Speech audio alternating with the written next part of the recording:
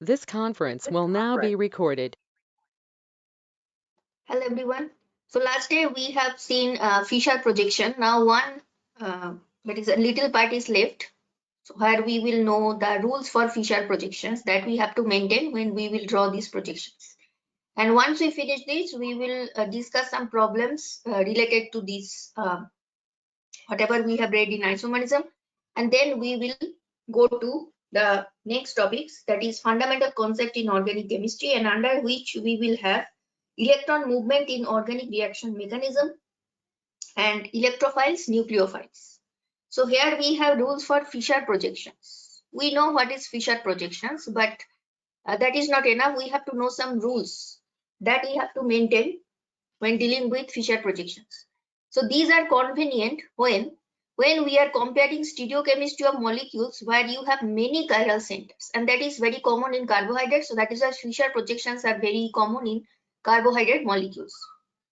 Then it is very beneficial. And these projections have their own set of rules and some conventions for how you can rotate and also how you can move them. So to know that, next we will see these rules. Here we have this general way we have drawn this Fisher formula. We know these two groups or atoms that are in the horizontal bond, they are as if towards us, as if they are coming to hugging us. And W and X, these two groups or atoms in the vertical bond, they are actually away from us. Now here you can see 180-degree rotation that is actually allowed. Suppose I am rotating the molecule in such a way, now X will go to the position of W, W will come to the position of X, and similar is the case of X, Z and Y. So this type of 180-degree rotation, in plane 180-degree rotation. Remember, it is not just 180-degree rotation, but it is in plane 180-degree rotation. Because if you are doing it out of plane, that is, if you are rotating 180-degree out of plane, then it will be something else. So remember, it is in plane 180-degree rotation that is allowed. The next is 90-degree rotation is not allowed. So what it means, suppose you are rotating 90-degree only.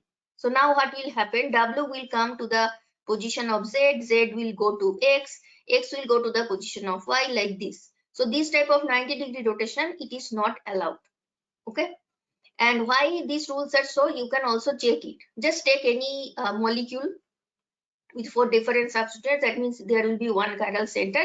Just do 180 rotation, you will see, just check the RS nomenclature before 180-degree rotation and after 180 rotation. You will see that both will have same configuration. Similarly, you can also do the same thing with 90-degree rotation for the same molecule, and then you will find whatever is the direction. Suppose you are rotating the molecule in plane 90-degree rotation, you will check the R and S nomenclature before and after rotation, and you will find that it is completely different. So that is why 90-degree rotation not allowed. Now, what is this third picture means? The third picture means if you are exchanging two times, exchange any two groups that are in 90-degree position. So suppose here what I am doing, I am exchanging this ZWY, any of these three. So their position with respect to each other, they are actually 90-degree. That is W with Y, it is 90-degree, W with Z, it is 90-degree. Now what I am doing, suppose I am bringing W to the position of Y and Y to the position of W.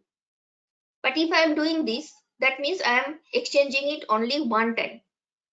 But you have to do it two times. One time is not allowed. When you are doing it two times, now W will okay, let me draw it.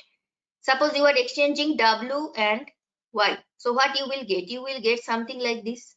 Now Y will come here, W will be here, and we have not disturbed X. Next, what you will do? Now these two will be exchanged. If I am doing so, you will see, you will find this structure. So this type of exchange two times, that is any two groups where they are in 90-degree position, that you can do. But remember, you have to do it two times, otherwise it will not be correct. Here we have this molecule where one chiral center is present, because with this carbon we have ethyl group, bromine, chlorine and hydrogen. So hydrogen is obviously the lowest priority, bromine is number 1 priority, chlorine is number 2 priority, and this ethyl group is having number 3 priority. And just look at this structure, not the right hand side structure. We know that when the lowest priority group that is away from us, moving from 1 to 2 to 3, it will give R or S nomenclature. Now it is anti-clockwise, that means it will be S. Now, if I am looking at this molecule from this position, because we are here converting this structure to Fischer. So if your I position is somewhere here, then what will happen? As if this bromine and H, these two groups are coming towards you, and chlorine and ethyl, these two groups are away from you. And under this condition, you will see when we are looking at this molecule from this side. Under this condition, bromine will be to the left hand side, H will be to the right hand side, and chlorine up, ethyl down. Next, what we will do in this Fischer projection, if we are checking the RS nomenclature, hydrogen, which is lowest priority, number 4, it is in horizontal bond. And when you are moving to 1 to 2 to 3, it is basically clockwise. But as hydrogen is in the horizontal bond, so ultimately it is S. And it has to be S because we have already checked it before and we have found it, it is S. Now suppose I am swapping 1 times. Single swap I am doing. Now single swap between which? Suppose I am swapping these two. Now what will happen? H will be here, Cl here, bromine and ethyl. Now the lowest priority, which is hydrogen, it is in vertical position. And under this condition, if we are checking the RS nomenclature, what we will found? This is number 1, this is number 2, this is number 3. So now 1 to 2 to 3, you are getting clockwise. And hydrogen, it is in vertical position. That means it should be R. So see, single swap when we have done, S is converted to R. So that is why single swap is not allowed. Next, what we will do? We will do another one more swap. Now this time the swap will be, suppose I am doing it for hydrogen and bromine, that is these two.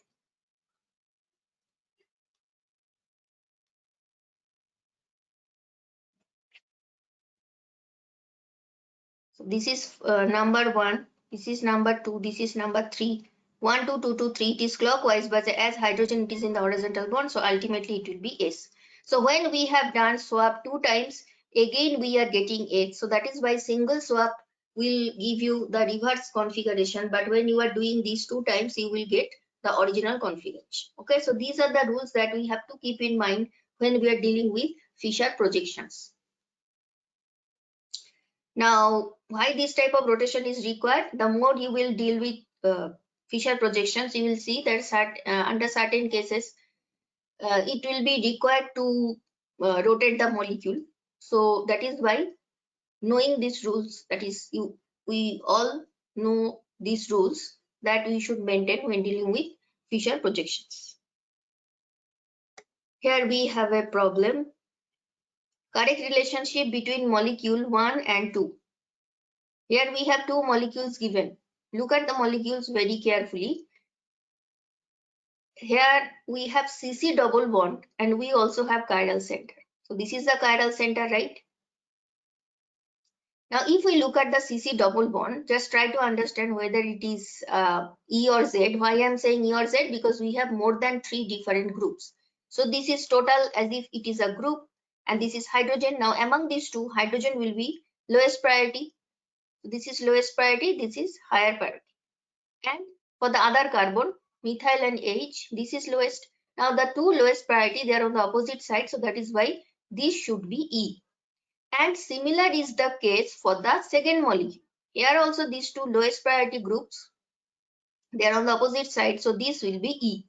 So the CC double bond, in both cases it is E. Now what about the chiral center? If we check the chiral center, here OH group will be having number 1 priority.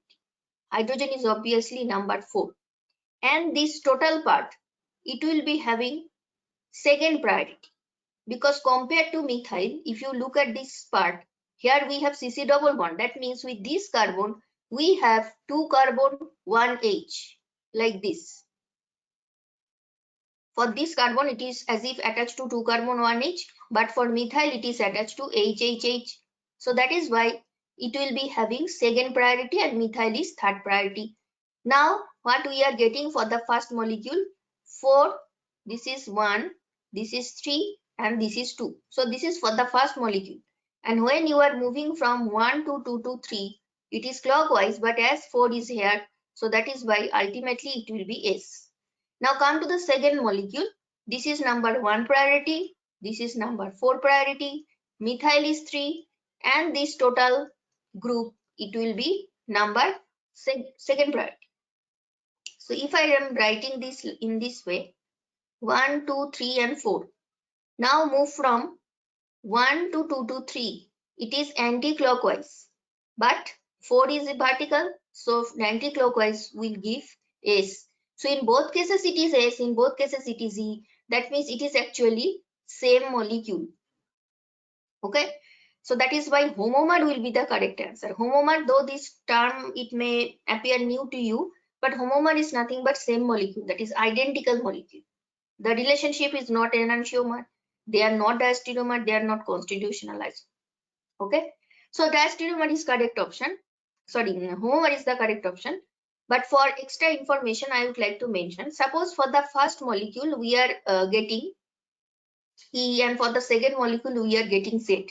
And for the first molecule, we are getting S. For the second also, it is S. So these two are matching. But if E and Z are not matching, then also, then it will be different condition. So this type of situation may also arise. Okay.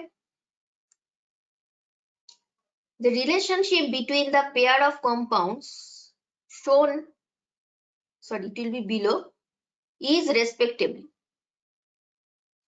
We have total 3 molecules, 1, 2 and 3. Okay. Now first we will consider the first molecule.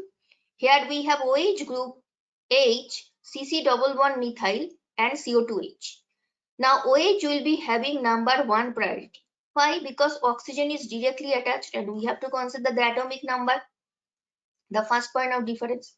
Now after OH, here the next, it is obviously number 4. Now these two groups, CO2H, that means with this carbon, we have total 3 oxygen. CO2H means what? This type of group. Now if you are focusing on this carbon, then it is attached to as if 3 oxygen. And if you are focusing on this carbon, as if it is attached to 2 carbon and 1 H. So that is why CO2H group will be having second priority and this group will be having third priority. Now 4 is already away from us. If you are moving 1 to 2 to 3, it will be clockwise. That means the relationship is R. What about the second molecule? In number 1, 4, 1, 2, 3. So 1 to 2 to 3, it is anti-clockwise, 4 is away from us, so it will be S. So this is S, this is that. That means these two molecules, they are having relationship enantiomer. But that will not help us to choose the correct option because all the first 3 options, it is enantiomer. You can cancel this one because these two are not identical. Now come to the second molecule. In the second molecule, we have Fischer projection, right? This is number 1. Ethyl is number 2. This is 3. So when you are moving 1 to 2 to 3, you are moving anti-clockwise. So it will be S because H is in vertical bond. 1, 2, 3, 4. So when you are moving 1 to 2 to 3, you are moving basically clockwise. But it will be S because H is in horizontal bond. That means the relationship between these two molecules, they are actually same molecule. In both cases, you are getting S configuration. So homomer will be correct answer. Now among options A, B, C, only here we can see homomer. That means option C is the correct option. So even you don't have to consider that, you don't have to move to the third one, but we will also check it. So these two, as you can see, that relationship is basically trans and cis. And normally for cis trans, we use the term geometrical isomer. But don't think that option D is correct, because these two are not correct relationship for 1 and 2, these two pair.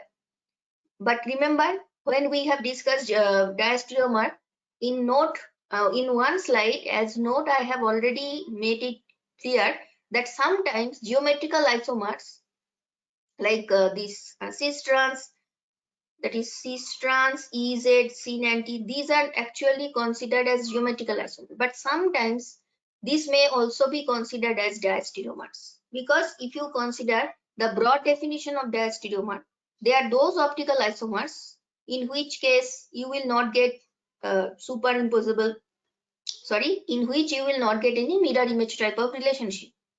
The question of superimposable impossible doesn't arise. First of all, you will not get any mirror image relationship. So for those optical isomers, sometimes we use the broader definition and we call them diastereomer. So if you consider that broad definition, then these two are also under diastereomer. But actually, they should be called geometrical isomer.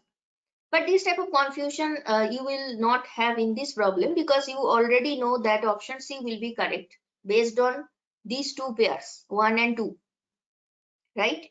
So that is why you this will be considered as diastereomer. So option C is the correct option. Okay. Total 4 pairs we have, 1, 2, 3, 4.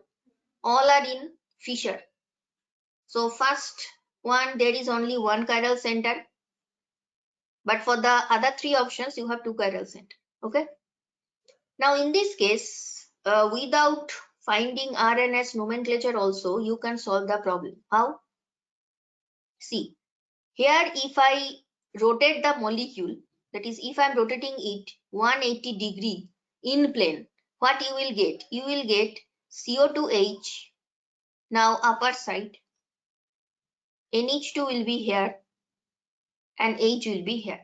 Now if you consider this molecule that I have just drawn with this one, so these two are having mirror image relationship. So this is enough to identify that these two will have enantiomer relationship. Okay, if you want, you can also check RNS nomenclature. But even without doing that, simply by rotating 180 degree, because that is the convention we follow, you can check it. But still, if you are interested to do RS nomenclature, let me tell you, this will be 1, this will be 2, this will be 3. So 1, 2, 2, 2, 3, it is basically anti-clockwise, but it should be considered as R. What about the second molecule? In the second case, this is H. Okay, 1, 2, 3. So 1, 2, 2, 2, 3, you are getting R, but actually it will be S, because H it is in horizontal. You can also do it here. 2, 3. So 1, 2, 2, 2, 3, it is it should be, that is at a first glance it is R, but actually it should be S. So see, R and S you are getting, but even without doing that, because that will take more time. So simply rotate it in plane 180 degree, you will find it is enantiomer. Now enantiomer you will get in option, these two options. So you can cancel. Come to the next molecule. The next molecule also I will suggest to simply rotate it 180 degree. Now when you are rotating 180 degree for the second molecule in the second pair, what you will get? Ethyl will come here. Methyl is now down. And if I am numbering it 2 and 1, then 2 will come here. So at 2 carbon, now H, Br, and 1 carbon, it will be BrH. Now try to understand the relationship between these two. HBr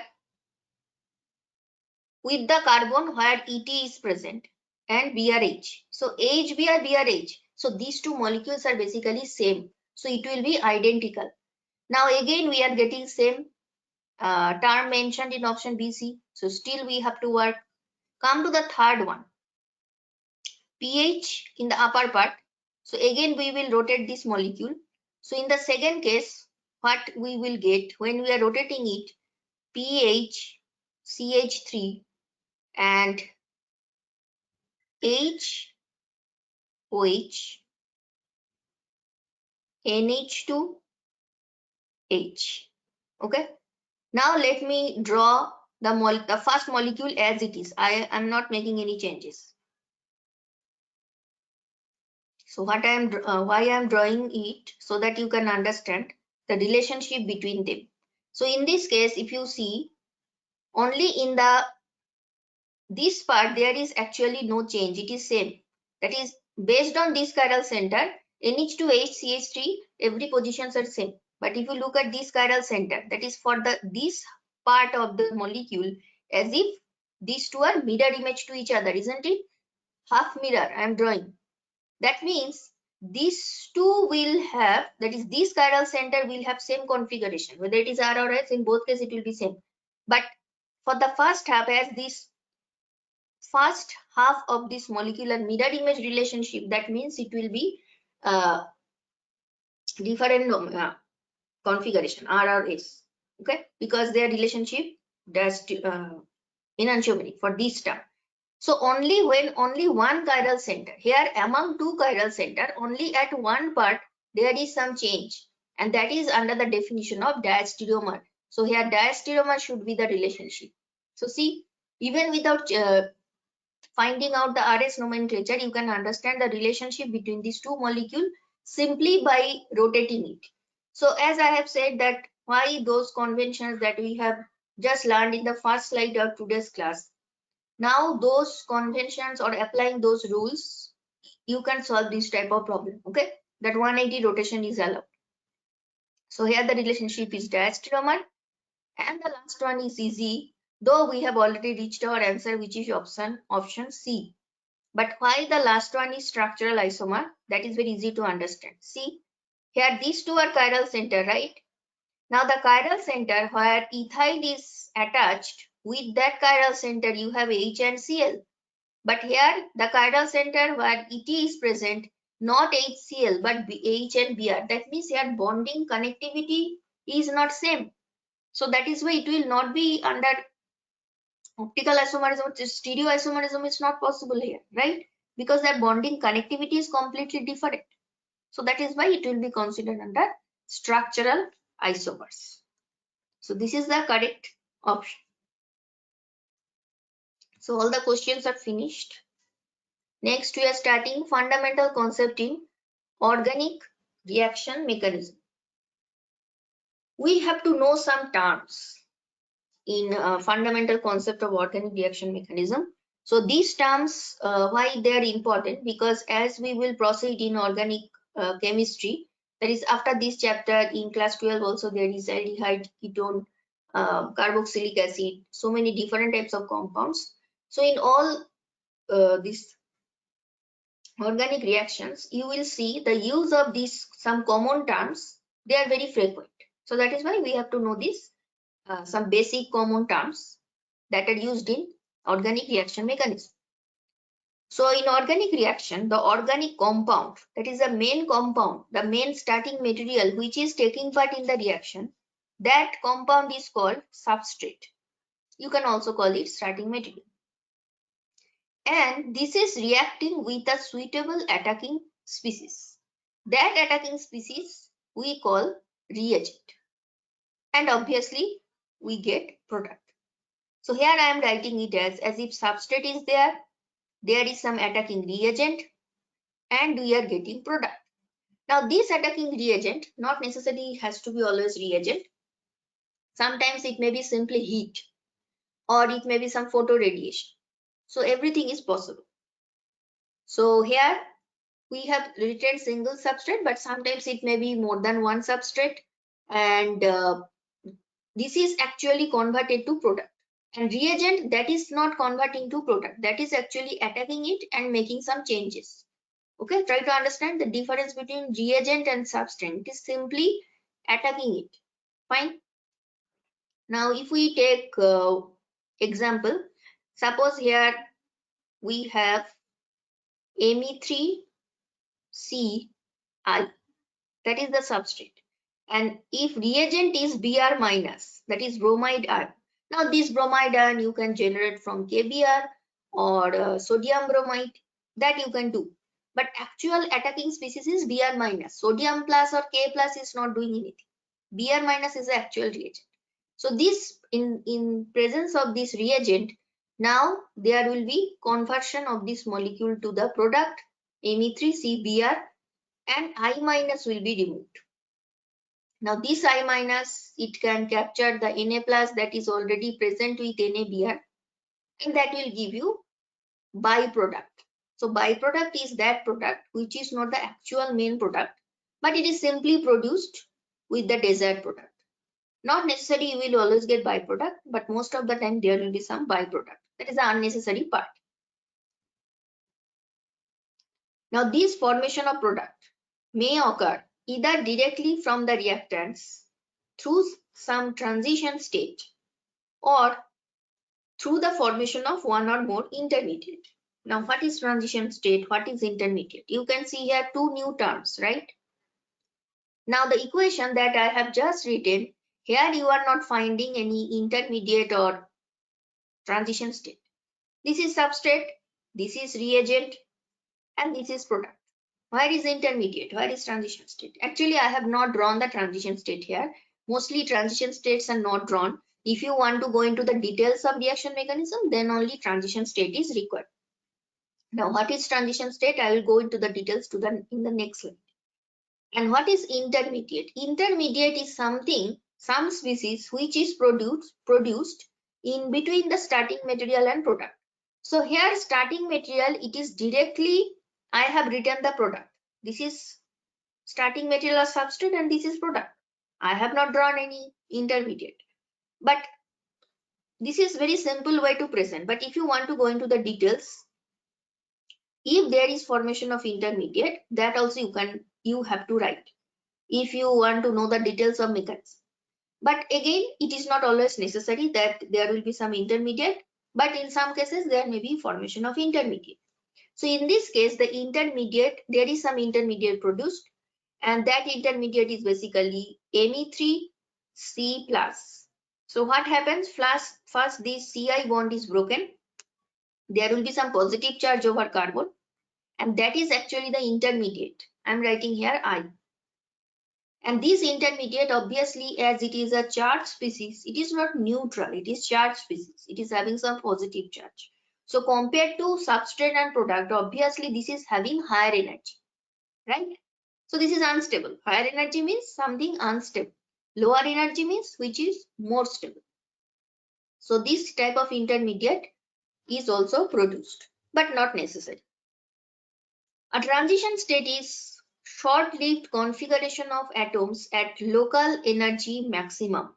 Now to understand this sentence, we need energy profile diagram that we will see in the next slide. But simply I can mention here what it means by transition state. Transition state is, you know this is substrate, you know this is intermediate. So between substrate and intermediate, this Me3Ci bond,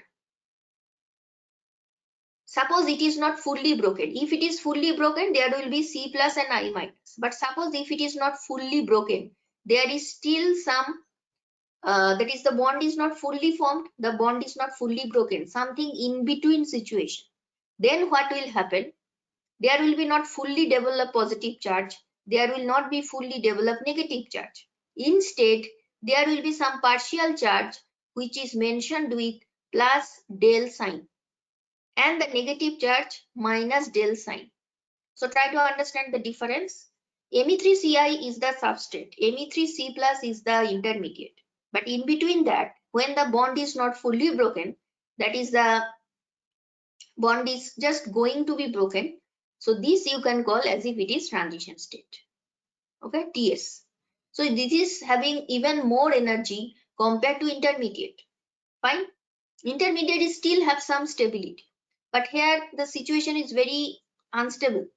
So that is why transition state, it will be at the local energy maximum. So we will draw energy profile diagram in the next slide. Then you will be able to understand it clearly. So we need energy profile diagram to understand these terms in a detailed way. Here we have the substrate, intermediate I, product, or sometimes there may be byproduct. So here in our example, byproduct is sodium iodide, product is Me3CBr, substrate is Me3Ci, intermediate is Me3C+. Some species having positive charge over carbon. Substrate is that reactant which is the main source of carbon atom to the new bond formed. So from the example you can understand. This is actually the species where the reaction is actually occurring. Me3Ci, here the Ci bond is broken, CBr bond is formed. So new bond is formed here, some old bond is broken. So that is why substrate is the main source of carbon. Why we are talking about carbon? Because we are discussing organic chemistry, so which is carbon based compound. So that is why it is written in this way, that it is a main source of carbon. And mostly you will see the reactants and products are organic compounds, but the reagents may be organic or inorganic, or it may be heat or photons, that is photoradiation, which is written in this way, H nu, energy. So the reagent may be organic, may be inorganic. In our case, we have taken NaBr, which is the source of bromide ion. We don't need Na+. But how you can supply free Br minus? You have to supply Br minus in the form of some compound, NaBr, sodium bromide. And that sodium bromide is an inorganic compound. But not necessarily, there may be organic reagent also. And it may be heat, it may be photon. So reagent is something that is bringing about the chemical change in the substrate. Not necessarily it has to be always some compound. It may be heat or photon also. Fine. Now we have this reaction where you will be able to understand the previous reaction that I have mentioned here clearly. So I'm drawing the reaction here. Me3Ci. This is the substrate. I'm using bond line formula. Now first, in presence of, okay, I'm not drawing the reagent. First I will draw the transition state. So this is the transition state. Okay, transition state 1, where you can see the bond between C and I is just broken. Then there is intermediate, Me3C+, where the bond is fully broken. And remember, transition state is always mentioned within third bracket, and there is a sign like this. You have to write this type of sign, and this sign which that actually means it is the sign used for transition state, and it also signifies very high energy. Then we have written the intermediate. Now when it is intermediate written, Br minus is already there.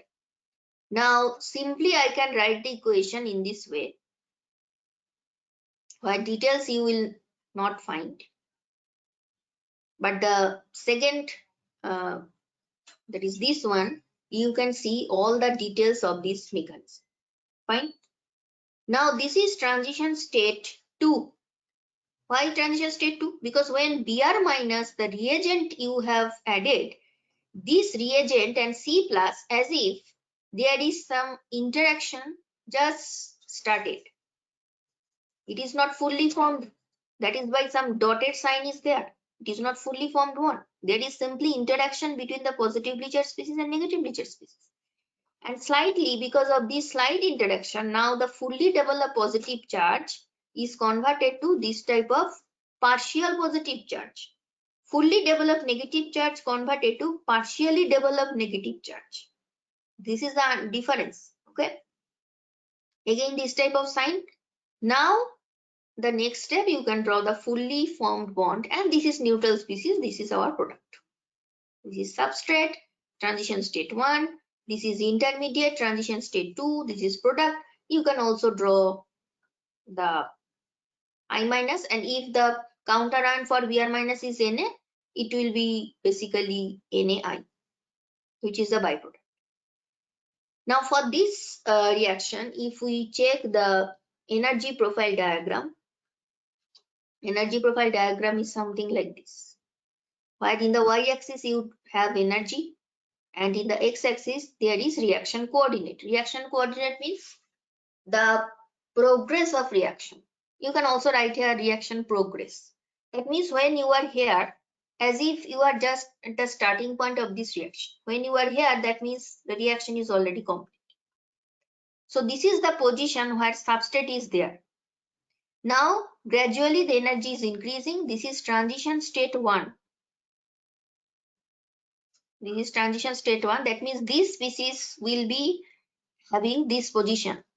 This is I. This is the position of intermediate. So see, intermediate is having more energy than the product. Though here the energy profile diagram, it may vary. Here I'm not saying that this type of energy profile diagram it is exactly matching with this reaction. I'm just here we have this picture. It is just for qualitative idea. I'm not saying that this substrate is higher energy, though from the picture it seems so, but that is not always necessary. Mostly intermediate will be having energy which is higher than starting material. So better you can consider this type of picture. So different types of situation may arise, and that depends on the compound. Fine. So this is substrate, this is product. So substrate is having higher energy than the product, but reverse situation may also be there. But mostly the intermediate will always be having more energy than substrate or product. Okay, because it is positively charged species, it is not neutral species. So better you consider this picture. This is transition state 1, this is transition state 2. So maximum energy in this energy profile diagram, these 2 points. And one more interesting point here, transition state 1 is having even more energy than transition state 2. It is having energy somewhere here. For transition state 2, it is something energy here. For intermediate, the energy is here. For substrate, it is here. And for product, if you simply draw a line from the product, it will cut on the energy axis here. So now you can understand all the energies and also what these terms actually means, that is substrate, transition state, intermediate, product, and byproduct. So in this case, in this reaction, we have two transition state, and in between two transition state, there is one intermediate. Fine. Next, reaction mechanism. So this is the actual process of the chemical transformation, the whole process, whatever is happening. That is how the total process is going on. Starting from, just take the previous example. Starting from Me3CBI, tertiary butyl iodide, so many things are happening. First, there is some partial bond breakage. Then there is fully, I minus is fully removed. You are getting some positively charged species. So all this, that is all the steps when you write in detail, that actually consists of the reaction mechanism. So it is the actual process of chemical transformation which shows how the chemical species react and products are formed. The motion of the atoms, that means the atoms, just take the previous example. You have Ci bond. Now Ci bond is broken. That means I minus is moving from the substrate. It is going far. So motion of atoms. Then Br minus is coming to the substrate. That means it is changing its position. So that is it is mentioned as motion of atoms. Electrons are also changing their position from one step to another position. There are some bonds that are broken, some bonds that are formed. So all these informations you can get in reaction mechanism, right? Now here two things we have to know, that is arrow notation. Now what this arrow notation means? Arrow notation means when you have some positively charged species and negatively charged species, obviously the negative charged species that will attack the positive one. Just take the previous example. We have this type of intermediate, right? And attacking reagent is Br minus. Now in this case, Br minus, as it is having some negative charge density and there is electron deficiency present in Me3C plus. So that is why the arrow will move in this direction. If you are moving the arrow in the reverse, it will be completely wrong. Arrow direction cannot be from positive to negative, because how it can be? It is already electron deficient. How it can donate electron to some others? So that is why negative, the arrow will start from some negatively charged species. It will attack the Me3C plus. Now instead, not necessary, it will always be some negatively charged species. It may be lone pair also. Another example also I'm taking, suppose keeping the intermediate same, instead of taking Br minus, suppose you have taken water. Now in water there is lone pair over oxygen, and that can also attack these positively charged species. Sometimes a molecule may be electron deficient. Okay, for example, we have BF3, though it is not organic, but still I'm showing this example. BF3, it is because of the incomplete octet. This is electron deficient species, though there is no positive charge, but it is electron deficient species. So in that case also, if there is some lone pair present, suppose we have some carbonyl compound like this, and this lone pair over oxygen, it can interact with this BF3. Now in this case also, electron will be moving from the lone pair towards the electron deficient species. So this is known as arrow notation. You have to know the direction of arrow. Now the same thing I will also show with the previous example. So in this case, if I use arrow notation, how it will be? So if I use arrow notation, as if this Ci bond is broken, so this, what, there are two electrons, right? Now both the electrons, it will come over I. That means C will be having a positive charge. Now this Br minus, it will attack here. You are getting Cbr bond. So this will be the arrow notation in this case. Next we have two terms, homolysis and heterolysis. Now what it means? Homolysis means when you have a bond, suppose you have a bond between A and B, and we know there are two electrons. If it is homolysis, then after the breaking this AB bond, A will have one electron and B will have one electron. And this type of situation arises. Very good example is, suppose you have chlorine molecule, that is you have that is Cl1 bond present between two Cl atoms. And if there is homolysis occurring, you will get two Cl dot. And this is known as radical, having single electron. But heterolysis, hetero from the name you can understand. Now both the electrons, they will come to single species. Again I have drawn AB molecule, and there is bond between A and B. Now both the electrons, if it is coming towards A, then A will be negative, B will be positive. Reverse situation may also occur, that is A plus or B minus. Now which one will be having negative, which one will be positive, that depends on electronegativity. So if I have drawn this, that means A minus is more electronegative than B. That is why it is having this negative charge. So this is the example of heterolysis. So if I am breaking the bond, just take the previous example. When we have broken this bond, negative charge will be coming over I, because iodine is more electronegative than carbon. Okay. So in this way, we can understand the homolysis and heterolysis. So reaction mechanism, it gives information regarding the energetics of bond cleavage and bond formation, rate of transformation of reactants into products, that is the kinetics. Kinetics you can, that is how fast the reaction will occur, and that you can understand from the mechanism. Also the energy profile diagram you can draw, and that profile also will help you to understand the kinetics. Then structure of all the intermediates, if it is formed.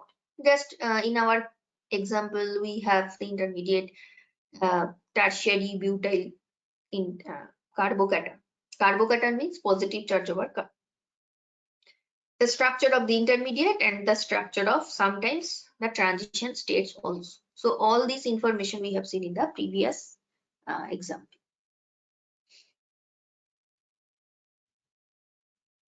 So there, here you can again see the same expression, but now you can see the arrow. So the arrow, it is coming towards I. That means here the bond between C and I is broken, but it is not fully broken. You can also draw it. Basically in reaction mechanism, most of the time we do not draw the transition state. If detailed information required, then only we go to transition state. So this is transition state 1, this is transition state 2. But you can also move directly to the intermediate. So when this bond is broken, you are getting CH3 whole 3 C plus, positive charge over carbon, and then Br minus, it is attacking, and if you are omitting this TS2, directly you can write the product. Now there is fully formed bond between carbon and bromine, and I minus is okay. I minus you can write here. It is already removed in the first step. Okay. So this is the reaction mechanism. Here you can see all the arrow notation, and you can see the detailed transition state. If you have drawn it, remember to put this sign. Okay. And how the reagent is attacking this intermediate. All this information we can get from this. Next we have electron movement in organic reaction mechanism. So how the arrow moves, what is homolysis, heterolysis, everything we have seen. But what is electron movement? Basically, electron movement also you can get the information of electron movement in reaction mechanism. But what it actually means, that we have to understand. So organic reaction mechanism can be understood by following the electron movements or electron redistribution during the reaction. Fine. Now, if you apply this statement for this previous example, here electron that is present in this bond. Now, these two electrons move going towards I. So that is why now it is C plus and I minus, right? Now, the electrons in bromine, this negative charge, it is donated to C plus, and there is two new electrons here. So now you can understand how the electrons are moving. Now this electron movement, it depends on the nature of the substrate. For example, in the previous case, when you have broken the bond between carbon and I, you have moved both the electron towards I because I is more electron negative. So it depends on the substrate to which direction the two electrons will move. It depends on the reagent, if whether the reagent is having some lone pair or negative charge, and not necessarily lone pair negative charge. Reagent may be with some positive charge also. That is, electron deficient reagent may be also there. And reaction condition. So all these factors, that is electron movement, depends. This electron movement result in breaking or formation of sigma or pi bond. You have already seen how the sigma bond between carbon and iodine broken in the previous example. But now we will also see that that is possible with pi bond. Now we can categorize. There is three types of electron movement. Lone pair becomes a bond pair. Bonding pair becomes a lone pair. So these two are as if reverse to each other. And the last one, bonding pair becomes another type of bonding pair. Okay. So here we will have example for number 1. So for number 1, lone pair is becoming bonding pair. Suppose we have HO minus. Now when oxygen is neutral, we know there is total 2 lone pair. But when there is negative charge, there is basically one more lone pair present. These are lone pair. And if you have H plus in the medium, this lone pair will be donated to H plus. And ultimately what you will get? You will get HO, H bond. So here lone pair is becoming bonding pair, isn't it? So that is why it is under the first example. Now, one more example also we will see. OCH2. Suppose there is positive charge over carbon and negative charge over oxygen. Now when there is negative charge, that means total 3 lone pairs will be there. Now this lone pair, if it is making a bond with this carbon is positive. And this lone pair now making a bond. So what you will get? Now you will get a pi bond. And 2 lone pairs as it is. Now it is neutral oxygen. So in this case, we are getting a new pi bond. Here we have obtained a new sigma bond. So this is the first example. Now under the second heading, bonding pair becomes a lone pair.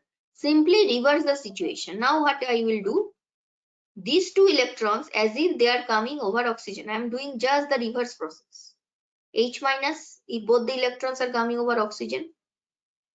So now bonding electron pair is becoming lone pair here in the right hand side because negative charge, that is extra lone pair, is there. Similarly, if you change this pi bond, the 2 electrons present in the pi bond, now that will come over oxygen and carbon will be positive. Both the electrons are coming over oxygen. Oxygen is more electronegative. Now the third category, bonding pair becomes another type of bonding pair. Suppose we have CH2 double bond CH2, that means we have one sigma and one pi bond between two carbon, and reagent suppose is H plus. Now in this case what will happen? This pi electron which is loosely held compared to sigma, this will be directed towards H plus, and as a result the left hand side carbon will be positive and the right hand side carbon that will be capturing this H, and 2 hydrogen originally was there. You can also imagine it as if H2C, if you break this pi bond, there is positive charge and negative charge, as if this CH2 minus is capturing this H plus. But whatever it is, here actually what is happening, this bonding pair, it is becoming the bonding pair here. So one bonding pair is becoming another bonding pair. So this is the example. Now another example under this heading we will have, which is within the same molecule. Suppose we have CH2, then CH2 plus. Now if these 2 electrons present here, if it is making a bond here, now what will happen? The left hand side carbon, now it will be having some positive charge and new bonds are formed. So the bonding pair which was previously here, now it is here. So one bonding pair is changing to another bonding pair. This is the example. Fine. So in this way, okay, one more example also I can give you under this third heading. So this example under third heading that you have seen, this is with pi bond, right? But what if I do it for sigma bond? That is one sigma bond pair, it will convert it to another bond. BH3, we know this is electron deficient, and because it is having not octet complete. But if there is one more BH bond, now there is negative charge. In presence of H plus reagent, this lone pair, the bonding pair between B and H, that will be attacking this H. And as a result, now you will get BH3 is becoming neutral and you are getting hydrogen molecule. Similar is the case when, okay, this is fine.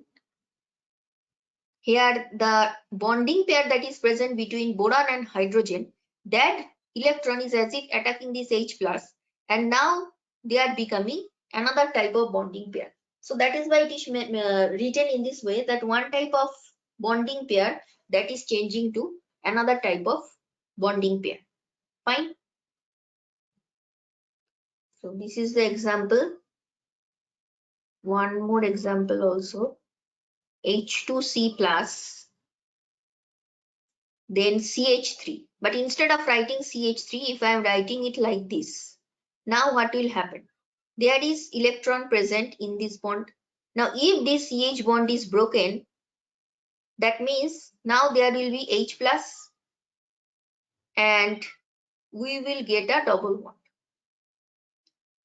So this is another example where one bonding pair, that is, this is the original bonding pair, now it is becoming here. Okay. So this is electron movement in organic reaction mechanism. Now we can start the next topic, which is electrophile nucleophile, but we will not be able to finish it. So that is why we will not start it. Electrophile nucleophile, So the vast majority of reactions we see in organic chemistry, that is actually reaction between nucleophile and electrophile. So I will just mention one thing because we don't have much time. The word phile means love or affection. Now when I'm saying nucleophile, that means the species must be having some affection for positive charge, nucleophile. And when it is electrophile, that means this species will be having some affection for electron density. So in this way you can remember what is nucleophile, what is electrophile. So electrophile is something which is seeking for negative charge. That is why it is electrophile. It is looking for some electron density.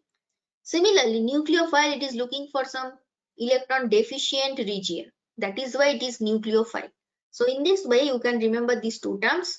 Phile means affection or attraction or love, and when it is nucleophile, it is having affection for nucleus, and electrophile means is having affection for negative charge. Okay, details we will discuss in the next class. So we are ending the session here. Thank you for listening.